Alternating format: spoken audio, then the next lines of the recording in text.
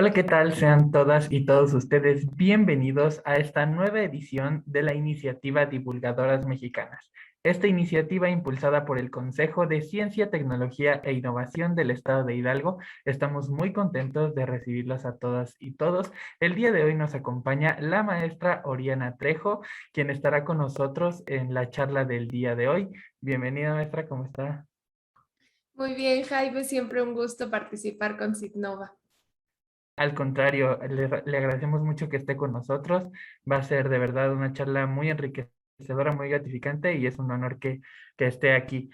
Voy a proceder a leer una semblanza de la maestra Oriana para posteriormente darle el uso de la palabra para que pueda comenzar con su ponencia. Les recordamos que al final contaremos con una sesión de preguntas y respuestas, así que quienes nos ven por redes sociales y también quienes se encuentren aquí por Zoom pueden realizar sus preguntas. La maestra Oriana Trejo estudió la licenciatura en física en la Facultad de Ciencias de la Universidad Nacional Autónoma de México, graduándose en 2014 con la tesis Perturbaciones en discos de acreción enfriados por neutrinos.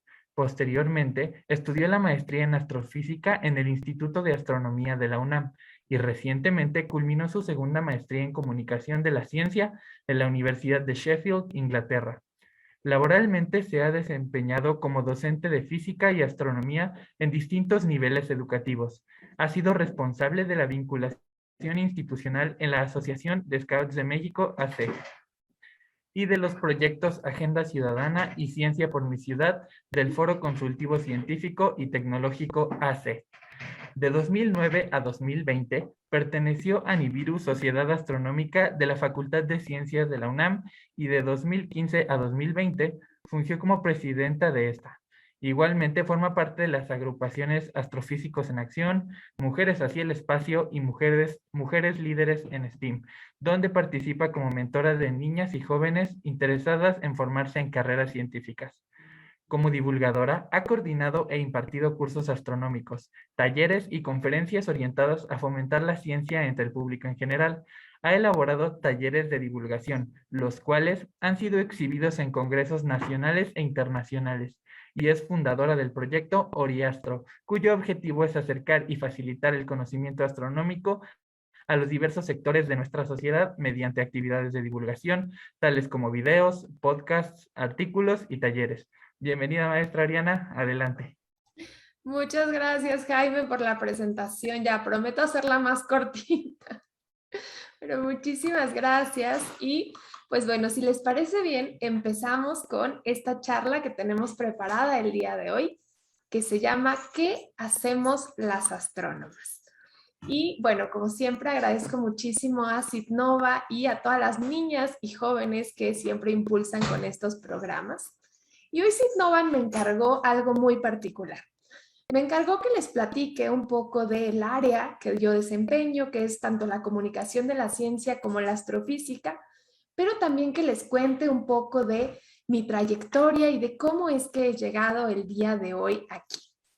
Así que pensando en eso, pues quiero empezar por contarles que yo era una niña muy, pero muy curiosa. Aquí tienen una foto mía, es una primicia, la verdad nunca la había mostrado. Esta es una foto mía jugando en Papalote Museo del Niño, que era uno de mis museos favoritos, donde estaba descubriendo acerca de qué eran las burbujas. Y así como ese experimento, me encantaba realizar experimentos con todo tipo de objetos y era muy preguntona. Eso hizo que mi abuelita me regalara el libro que les pongo a la derecha, que se llama El mundo y sus porqués. Y recuerdo muy bien que cuando me lo dio, me dijo que esperaba que en ese libro encontrara muchas de las respuestas a preguntas que yo tenía y que no me sabían responder en mi entorno, porque en ese entonces pues todavía el internet no estaba tan en auge, así que no podíamos buscar tan fácilmente todas las preguntas que nosotros teníamos. Y bueno, más o menos en esa misma etapa es que gracias a una de mis profesoras del preescolar, pues yo conocí el universo. Ella hizo una exposición del espacio y recuerdo que cuando entré al salón y lo vi lleno de estrellas, pues algo en mí se encendió. Yo dije, eso es lo que yo quiero hacer. No sabía en ese momento que eso era astronomía o astrofísica, pero yo sabía que eso era a lo que me quería dedicar. Y en ese entonces, pues estos eran mis libros de consulta favoritos. El pequeño astronauta de Rodolfo Nerivela, astronauta mexicano, y El viaje a la luna de Mickey Mouse. Esos eran mis grandes referentes. Desde luego, no todo fue positivo en este camino. En ese entonces también escuché muchas voces que me decían que eso era muy difícil, que dedicarme a la ciencia o a la astronomía era algo sumamente complicado o que era muy joven para entender. Yo incluso traté de asistir a conferencias que estaban dando ya investigadoras e investigadores y me decían que no eran para niños, que yo no iba a entender lo que se estaba hablando en esas charlas. También me decían que eran sueños infantiles que se iban a perder con el tiempo y que seguramente pues yo iba a cambiar de opinión y ya no iba a querer seguir estudiando el universo. Finalmente, afortunadamente a mí no me lo dijeron nunca, pero sí sé que ocurre con muchas niñas que les dicen que este camino no es para las niñas o las mujeres, que la ciencia está más destinada a los varones. Y muchas veces eso hace que las niñas y las jóvenes no lleguen a convertirse en grandes científicas. Así que espero que les ocurra como yo, que olviden todas estas voces que les dicen que no pueden, que son muy jóvenes, que eso no es para niñas y mujeres, y que volteen a ver a las personas que las van a apoyar. En mi caso, se trató de mi familia y de un profesor de secundaria, que fue el primero que me dijo que para estudiar astronomía tenía que estudiar física. Así fue como él me adentró a este mundo de la física y que me convenció de seguir esta carrera. Yo entré al bachillerato, la universidad y finalmente a la maestría en astrofísica. Así que actualmente puedo ya llamarme astrónoma y he cumplido ese sueño que tenía esa pequeñita Oriana de 3 años que le gustaba jugar con las burbujas y el universo. Así que lo primero que les quiero compartir a todas las niñas y jóvenes que están en esta charla el día de hoy es que no escuchen nunca esas voces que les dicen que no pueden, que es muy difícil. Claro que es difícil y claro que va a haber trabas en el camino. Ese se va a presentar en cualquier carrera que ustedes decidan seguir. Pero siempre sigan su intuición y sigan su corazón. Les voy a contar un secreto y es que la verdad muchas veces los adultos tampoco sabemos qué estamos haciendo. Así que si ustedes ya de chiquitas saben qué quieren hacer, sigan y persigan esa meta. Y realmente sé que van a llegar muy, pero muy lejos. Y bueno, pues diciendo esto, les voy a contar a qué me enfrenté yo cuando decidí que iba a estudiar astronomía. Lo primero que me pregunté fue, ¿y qué es la astronomía? Y aquí me encontré con diferentes ideas que piensa la gente. Primeramente están los que no tienen para nada idea de qué es la astronomía y la confunden con la gastronomía, que es más bien la que se dedica a la cocina. Y debo decir que aunque a mí me gusta cocinar, pues no soy tampoco muy buena, así que no me hubiera podido decantar por la gastronomía. Existen otros tantos que creen en la astrología, que aquí todavía existe una gran confusión y muchas veces nos acaban diciendo astrólogos o nos dicen que si sabemos leer la mano o el tarot. Y aunque hace muchos años sí estaban en conjunto la astronomía con la astrología, hoy son dos áreas totalmente diferentes. La astronomía está basada en ciencia y en datos, mientras que la astrología está más basada en creencias. Así que tampoco tiene nada que ver con la astronomía. Y finalmente, lo que se acerca un poco más y lo que yo también creía acerca de la astronomía era una imagen parecida a esta. Una persona sentada atrás de un telescopio contando y contando estrellas. ¿Y por qué asociamos a la astronomía con las estrellas? Bueno, pues si nos vamos al diccionario, etimológicamente, la palabra astronomía viene de dos vocablos, astros y nomos, que significa la norma o estudio de las estrellas. Eso es lo que por definición es la astronomía. Y durante muchos años eso fue. Aquí en México y en muchas otras culturas tenemos grandes registros de la astronomía. Inclusive aquí les pongo el edificio que era utilizado como observatorio por los mayas en Chichén Itzá, que se parece mucho a un observatorio moderno y que inclusive el Instituto de Astronomía ha tomado su logotipo de ahí, pues no podemos perder de vista esta conexión que tenemos. Pero todas estas culturas se dedicaban principalmente a la observación. Ellas y ellos observaban el cielo. Principalmente aquí vamos a encontrar varones, pero también había muchas mujeres. En particular, en la antigua Grecia, en la antigua Mesopotamia, encontramos a grandes mujeres que se dedicaban a observar el cielo. Ellas eran principalmente ayudantes de escuela y estudiar, pero ella fue muy afortunada porque su papá era astrónomo, así que él desde muy chica la impulsó a que se dedicara a este campo y ella tuvo la oportunidad de viajar por Europa contrastando ideas y opiniones con grandes filósofos, con grandes astrónomos y pensadores de ese momento y se convirtió en una gran profesora. Desafortunadamente, pues la historia no estaba lista todavía para Hipatia y ella murió y se convirtió en una de las primeras mártires de la ciencia, pues en realidad fue asesinada debido a sus creencias, pero nos deja este legado de haber sido la primera mujer y la primera docente de astronomía y matemáticas.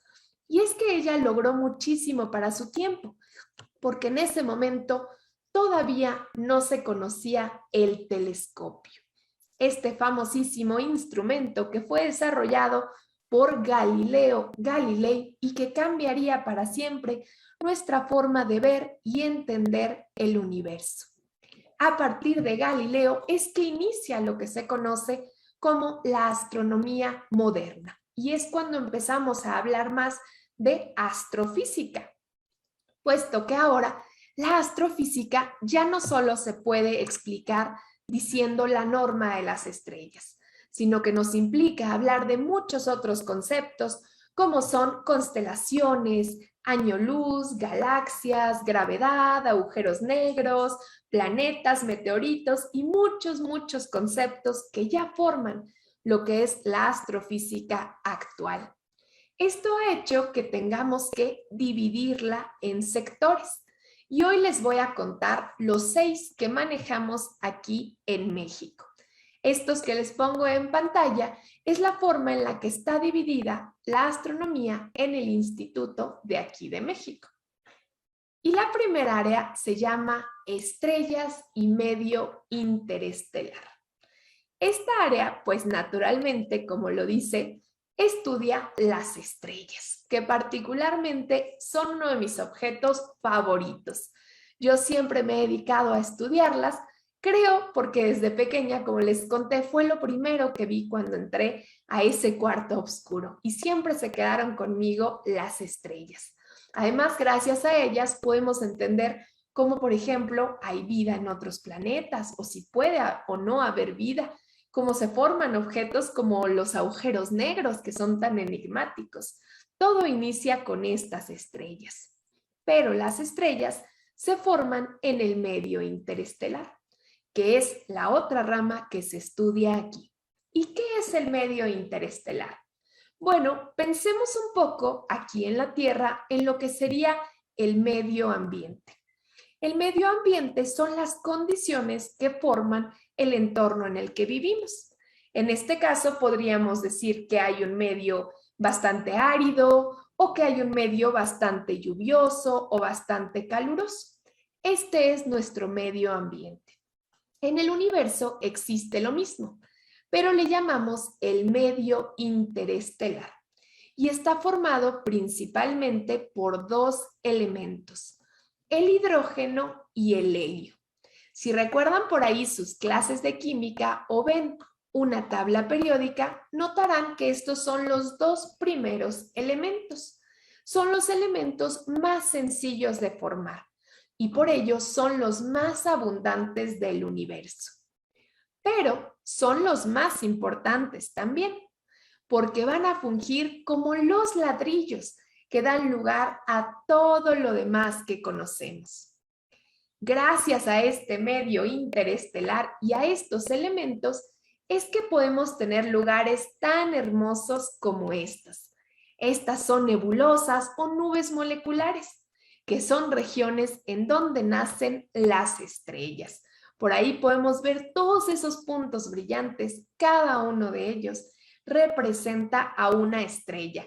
Y estoy segura que más de una vez se han maravillado con una de estas fotografías, pues desde que el Hubble fue lanzado nos ha regalado imágenes preciosas de estas regiones. ¿Y cómo será ver una de estas regiones de cerca? Bueno, pues les voy a invitar a que nos adentremos un poco a una de estas regiones y que observemos cómo se ve el medio interestelar.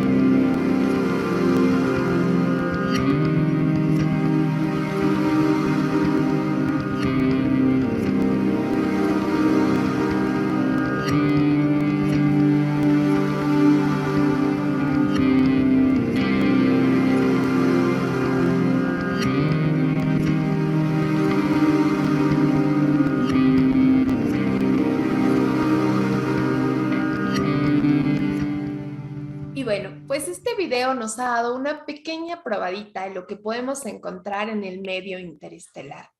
Gas, polvo de múltiples colores y sobre todo estrellas. Y hablando de estrellas, pues aquí viene otra mujer que les quiero presentar, que es la doctora Silvia Torres Castillejas. Ella es especialista en el medio interestelar, pero además es una gran astrofísica. Ella fue la primera directora mujer del Instituto de Astronomía de la UNAM y también ha sido presidenta de la Unión Astronómica Internacional. Así que es un gran orgullo para todas las mujeres porque ella pues nos representa de una manera muy exitosa. También fue de las primeras en obtener su doctorado en astrofísica, así que abrió brecha para todas las demás. Y bueno, pues con la doctora Silvia y el video que vimos, vamos a pasar a la segunda área de la astrofísica, la astronomía galáctica y planetaria. Esta área se va a dedicar principalmente a estudiar a todos los planetas. Gracias a ella entendemos la composición, la formación, la rotación de los planetas. Pero también se dedica al estudio de las galaxias. Estas galaxias que son como los hogares de las estrellas, de las nebulosas y de todos los cuerpos que habitan en el universo. Las galaxias son grandes colecciones de gas, polvo y billones de estrellas y sistemas solares unidos por la fuerza de gravedad. Y entre las galaxias vamos a destacar a tres tipos. Galaxias espirales como la nuestra, la Vía Láctea, que tiene grandes brazos y mucho polvo. Galaxias elípticas que parecen balones de fútbol americano y son más bien galaxias un poco viejas y que ya casi no tienen polvo. Y galaxias irregulares, que son las más abundantes porque se forman cuando otras galaxias empiezan a colisionar unas con otras. ¿Y cuántas galaxias habrá en el universo? Bueno, pues para que se den una idea, esta es una de las fotografías más famosas que conocemos que fue tomada por el Hubble. Y cada uno de esos puntos es una galaxia. Este número cambia constantemente, pero aproximadamente podemos hablar de 2 billones de galaxias, cada una de ellas conteniendo millones de estrellas y sistemas solares. Y es por eso que en astronomía sí que creemos que debe de haber vida en el universo, pues al menos hay 2 billones de posibilidades de que eso ocurra. ¿Y cómo se forman estas galaxias? Pues vamos a ver este pequeño video que nos va a mostrar cómo se da la formación de galaxias. Cada uno de esos filamentos que podemos observar son gases y polvo que se formaron después del Big Bang. Del lado izquierdo de la pantalla tienen un contador de tiempo en donde nos va diciendo cómo va evolucionando. Ahorita han pasado 6 billones, 7 billones de años después del Big Bang. Todo el universo estaba caliente, pero comenzaba a enfriarse. Ya se estaban formando pequeñas partículas y moléculas que empezaban a colisionar y que empezaban a dar lugar a estos nuevos monstruos que se llaman las galaxias. Las primeras galaxias gigantescas que hoy posiblemente ya no existen, pero que han dado lugar a otras galaxias como la nuestra, como la Vía Láctea. Así que ahí las podemos ver, cómo van chocando, cómo van colisionando y van evolucionando estas hermosísimas galaxias, que durante estas colisiones a veces nos dan unos paisajes hermosos y por eso encontrarán en la literatura galaxias con formas muy, pero muy diversas. Y en las galaxias, pues tenemos que hablar de la doctora Bárbara Pichardo. Ella desafortunadamente falleció hace unos años a causa del cáncer, pero fue una de las grandes pioneras en estudiar particularmente nuestra galaxia, la Vía Láctea. Y además también era una pionera en la comunicación de la ciencia. Ella motivó a muchas de nosotras a seguir también este campo. Ahora vamos a hablar de la astrofísica teórica, porque si a ustedes lo que les gusta es la computadora, las simulaciones numéricas o las matemáticas, este es su campo. La astrofísica teórica es una herramienta muy importante para la astronomía, ya que desafortunadamente nosotros no tenemos la posibilidad de ir tan fácil a visitar una estrella o un agujero negro. Y ahí es donde viene la astrofísica teórica. Ellos se dedican a hacer simulaciones en la computadora que nos ayudan a entender los fenómenos y procesos que están ocurriendo en lugares como los agujeros negros. Y esto lo conjuntamos con las observaciones para entender todo lo que está ocurriendo. Y eso es precisamente lo que pasó hace 2 años cuando logramos obtener esta primera imagen de un agujero negro, que el año pasado ya nos dio una imagen más avanzada, donde ahora ya podemos ver también el campo magnético que se encuentra ahí. Esto ya lo había antes simulado la teoría, pero ahora gracias a las observaciones podemos comprobar que es cierto. Así que es un área muy importante. Y aquí encontramos a la doctora Leticia Corral. Ella se ha dedicado principalmente a estudiar el origen del universo y ha formulado diversas ecuaciones que se conjuntan e incluso pelean un poco con las de Einstein y las de Stephen Hawking. Ella ha creado nuevos modelos matemáticos que nos permiten entender grandes incógnitas que hay en el universo. Y hablando de incógnitas, pues hay un área que tiene todas: la astronomía extragaláctica y cosmología. Esta área es la que va a estudiar el origen del universo. ¿Y cómo empezó el universo?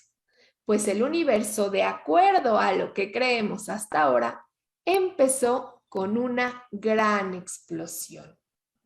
Al inicio todo era totalmente oscuro y calmado, pero de pronto hubo una gran explosión de donde surgió todo lo que conocemos hasta ahora. Esto levanta muchas preguntas, como ¿cómo se formó? ¿O qué tan grande era? ¿Había algo antes del Big Bang? ¿Por qué se formó? ¿De dónde vino? ¿Y cómo es que podemos saber? La cosmología es el campo que se dedica a tratar de responder estas preguntas. Y no está sola, pues tiene grandes instrumentos, como estos que les pongo aquí. Del lado izquierdo encontramos al Gran Colisionador de Hadrones, el LHC. Y para que se den una idea de su tamaño, pues ahí aparece una persona parada. Y miren qué grande es este instrumento que se llama Atlas, en donde colisionan partículas en busca de recrear ese primer momento en el que se formó el universo.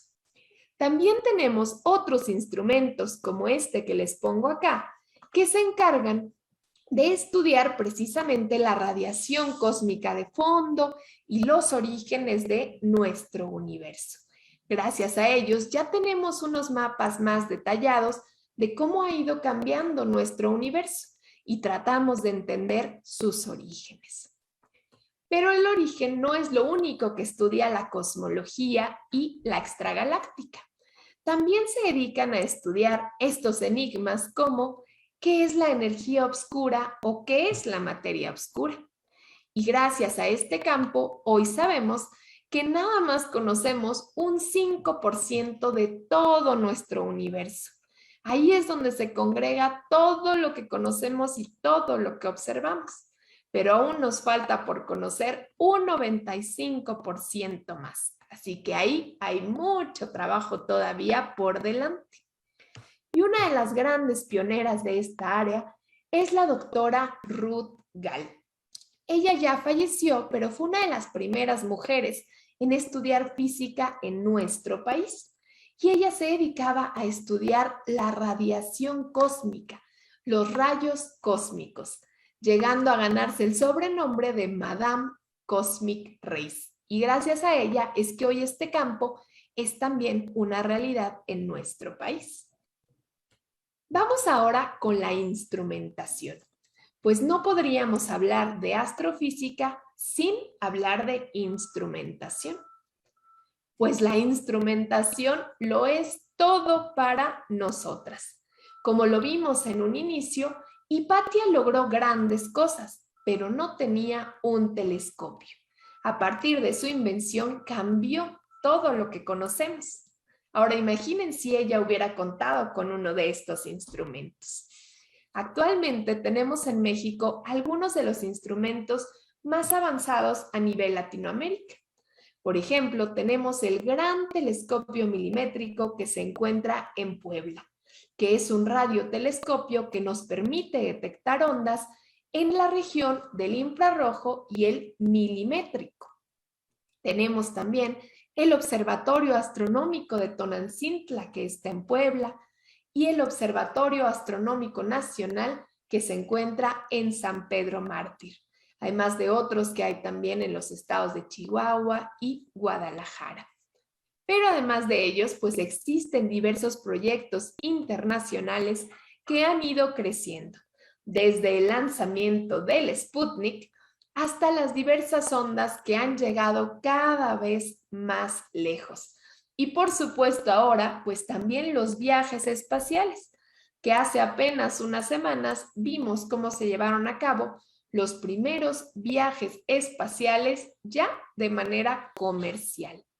Así que gracias a la instrumentación es que hemos podido también descubrir muchas de las cosas que hoy sabemos sobre astronomía. En particular, en el sistema solar hemos logrado tener fotografías ya de gran calidad de todos los planetas gracias a sondas que se han enviado. Y en Marte, bueno, pues ya se está preparando para que en algún momento reciba a tripulaciones de seres humanos que se convertirán quizá en los primeros en habitar el planeta rojo. Así que si a ustedes lo que les gusta es la ingeniería, mover, operar instrumentos, aquí también encuentran un campo. Y uno de nuestros referentes es la doctora Magdalena González. Ella se dedica a estudiar especialmente la radiación gamma y trabaja con un instrumento que se llama HAWC, que es el que les pongo aquí. Son unos tanques de agua que se encuentran en Puebla que se dedican a estudiar la radiación gamma que entra todos los días a nuestra atmósfera. Y finalmente, como campo de la astrofísica, vamos a hablar un poco de la comunicación de la ciencia.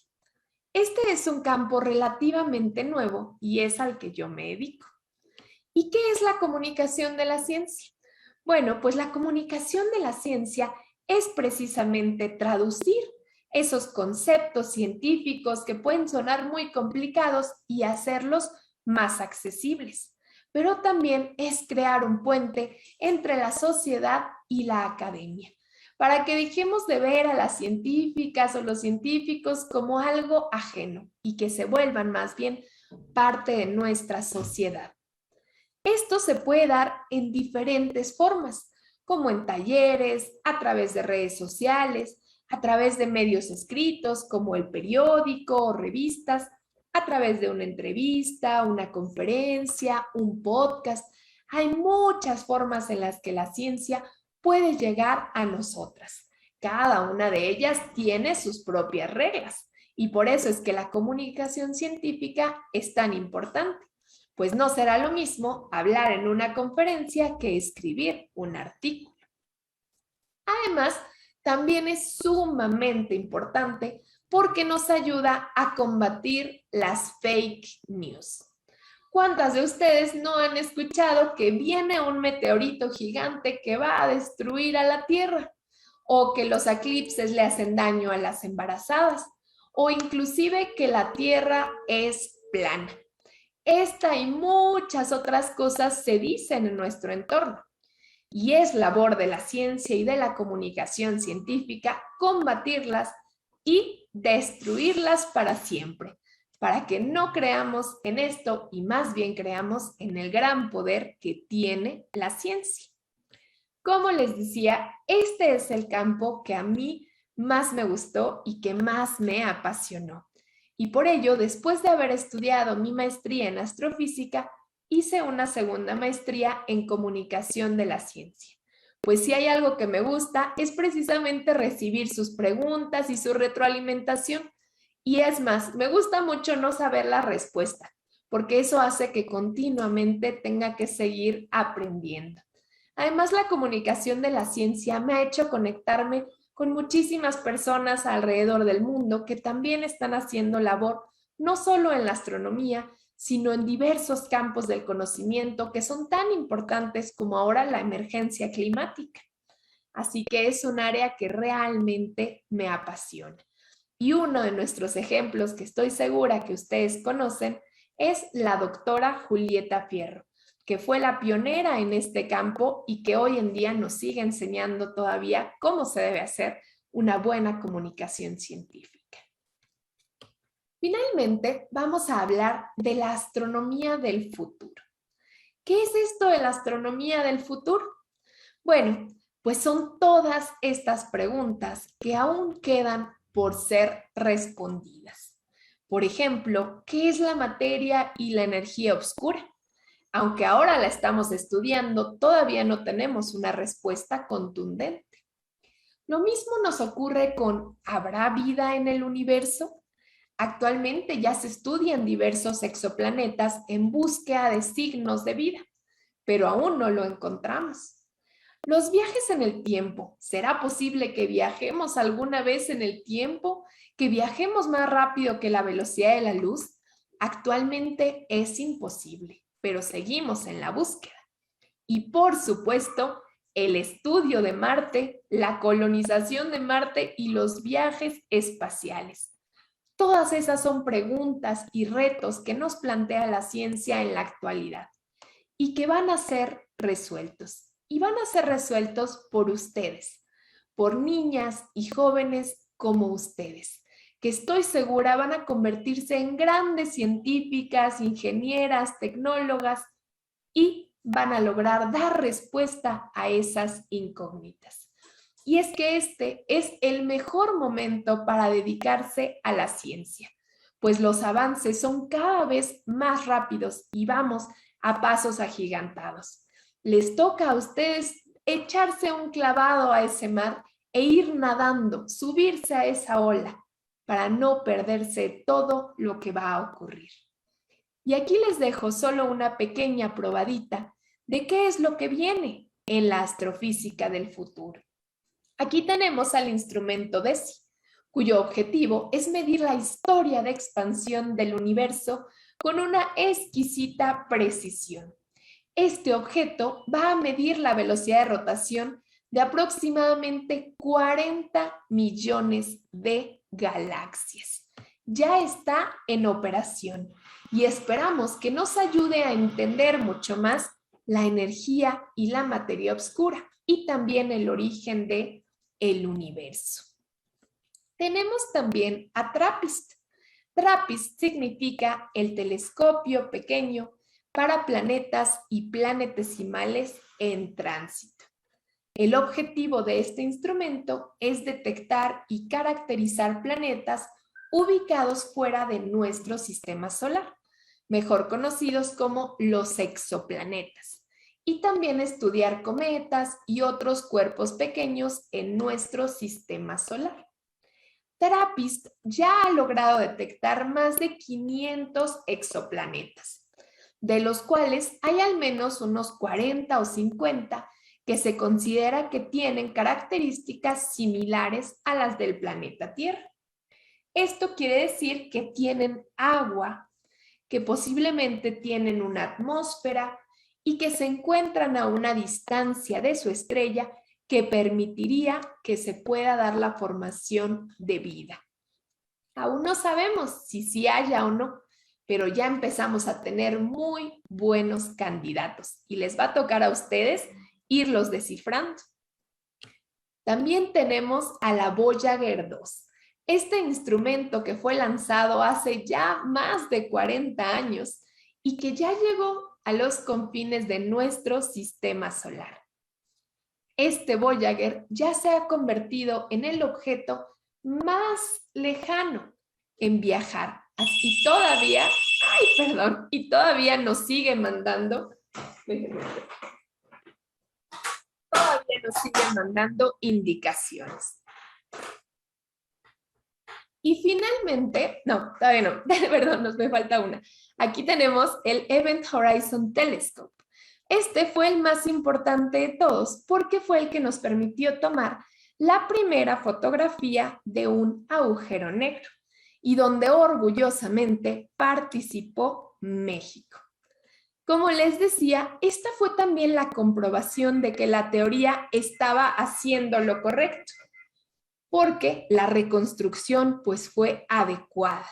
Y el año pasado, como les decía, tuvimos una actualización que nos hizo comprobar que vamos por muy buen camino.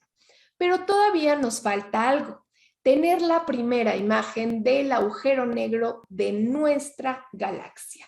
Estamos a la espera. Desafortunadamente, la pandemia paró un poquito estas investigaciones, pero ya estamos en camino de recuperarlas y de poder tener esa primera imagen. Y ahora sí, por último, tenemos al James Webb Telescope. Y el objetivo de este telescopio es estudiar cada fase de historia de nuestro universo, desde los primeros resplandores del Big Bang hasta la formación de sistemas solares capaces de soportar vida como la Tierra. Este va a ser el telescopio que va a suplir al Hubble. Y ustedes saben todo lo que nos ha dado el Hubble, así que yo estoy realmente muy emocionada por ver qué nos va a legar el James Webb Telescope. Y muy pronto lo vamos a ver, pues esperemos, se ha retrasado y retrasado, pero esperemos que ahora sí en el mes de octubre ya podamos finalmente tener este telescopio lanzado con todo lo que nos va a legar. Y bueno, pues con esto termino la charla, pero quería terminar contándoles que todo lo que hemos visto el día de hoy representa a distintas mujeres que han estado estudiando la astronomía y todas las áreas que tenemos. Pero también quiero contarles que además de dedicarnos a la astronomía, las astrónomas tenemos otras grandes pasiones. Por ejemplo, a mí me encanta leer, me encanta viajar, estoy en los Scouts desde que era muy chica y también practico hawaiano. Muchísimas veces van a escuchar que por dedicarse a la ciencia no van a poder hacer otras cosas o que no tendría por qué gustarle otras cosas porque necesitan estar todo el día ahí en el laboratorio. Y esto no es cierto. Ustedes pueden dedicarse a la ciencia, pueden dedicarse a la astronomía y también pueden tener muchas otras pasiones y ser exitosas en ello. Así que por favor, nunca dejen que nadie les diga que no pueden seguir su camino y que no pueden convertirse en quien ustedes puedan ser. Muchísimas, muchísimas gracias y les dejo mis redes sociales para que me puedan seguir y podamos seguir platicando. Me encuentran como Oriastro y en mi página web como orianatrejo.com. Y muchas gracias de nuevo a Citnova por la invitación. No, Al contrario, muchísimas gracias. Le agradecemos mucho que haya estado con nosotros el día de hoy. Y tenemos aquí ya muchas preguntas. De verdad, ha sido una plática muy enriquecedora. Vimos por ahí que presentó a la doctora Julieta Fierro, quien también ya estuvo con nosotros aquí en esta iniciativa en el área de la comunicación de la ciencia. Y bueno, vamos a pasar con las preguntas. Manuel Ramírez nos pregunta, bueno, nos comenta, muy buena charla, muchas felicidades. Mi pregunta es, ¿cuál va a ser el mejor canal o medio de comunicación para hacer divulgación y mantener el interés por la ciencia, tecnología e innovación de las nuevas generaciones? Gracias. Pues mira, creo que hay para todos los gustos. Realmente creo que depende mucho cuál es el público al que tú te quieres dirigir. Muchas veces en comunicación de la ciencia pensamos que nada más está destinada a niñas, a jóvenes, y nos olvidamos que también hay otras áreas, por ejemplo, como la política científica, que es igual de importante porque requerimos recursos para poder seguir desarrollando la tecnología. Entonces, depende mucho de quién va a ser tu audiencia, cuál será el mejor canal. Y esto también va evolucionando.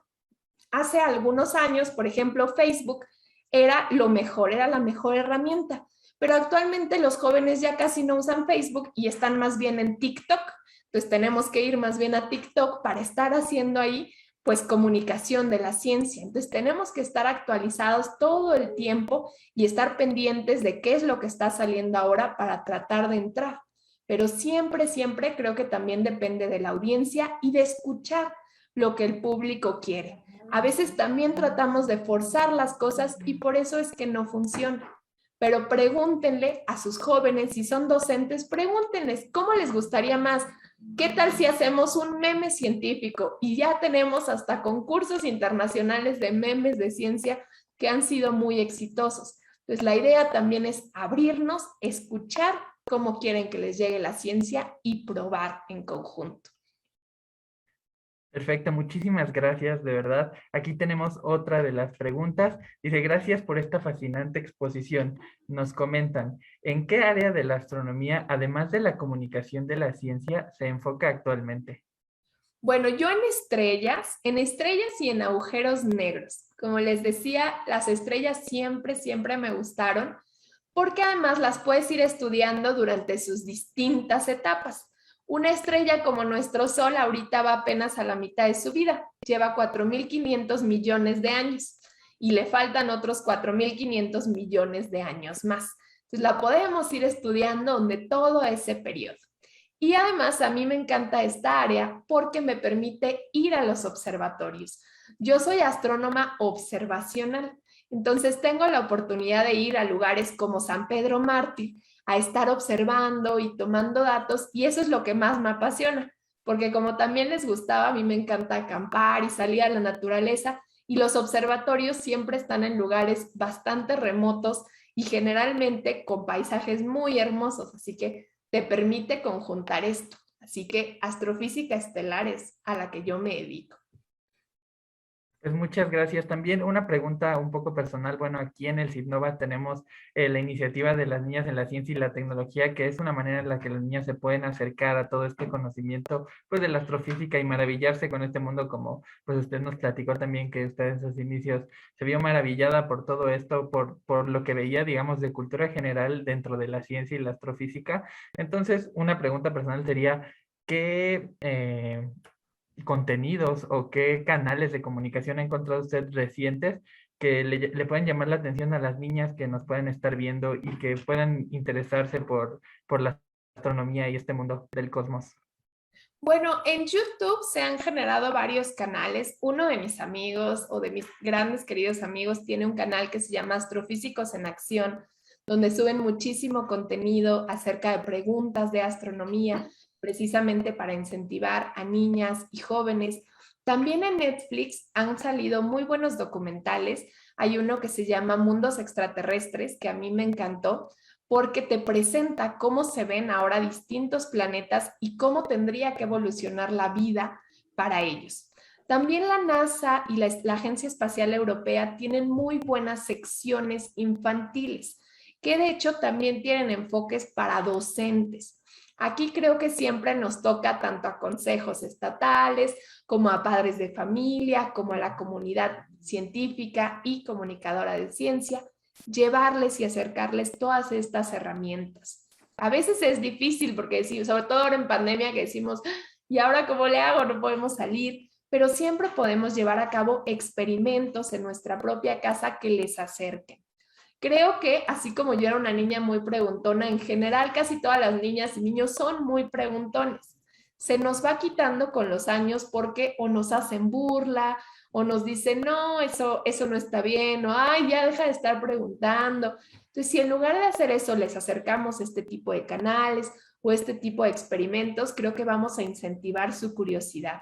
Así que también pueden visitar esas páginas de la ESA y la NASA en su sección para niños y educadores y tienen hasta videos de cómo hacer este experimento, cómo irlo siguiendo.